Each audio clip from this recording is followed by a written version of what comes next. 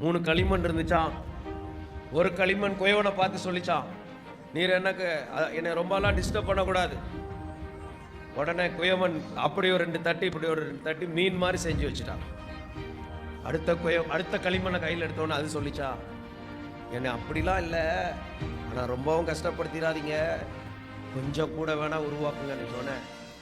அதை கொஞ்சம் மிதித்து சரிப்படுத்தி மீன் சட்டி மாதிரி வச்சுட்டான்.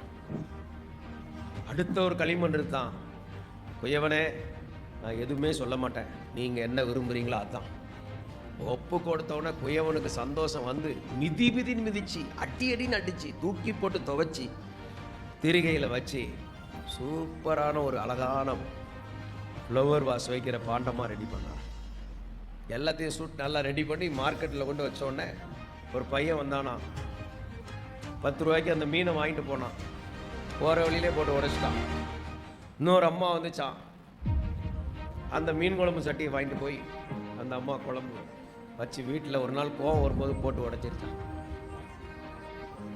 ஆனால் இந்த ஃப்ளவர் வாஸ் இருக்கு பார்த்தீங்களா, அந்த ராஜகுமாரர் வந்து அதிக பணத்தை கொடுத்து, கேட்டதுக்கு அதிகமாக பணத்தை கொடுத்து சிங்காசனத்து பக்கத்தில் வச்சுருக்காங்க. இன்றைக்கி நிறைய பேர்லாம் பார்த்தீங்கன்னா அந்த என்னை டிஸ்டர்ப் பண்ணாதீங்க உருவாக்கணும்னு நினைக்கிறோம். கொஞ்சம் ஃப்யூச்சரை யோசித்து பாருங்கள். உங்களை டிஸ்டர்ப் பண்ணாமல் இருந்தால் லைஃபு வேல்யூ இல்லாத லைஃபாக போயிடும்.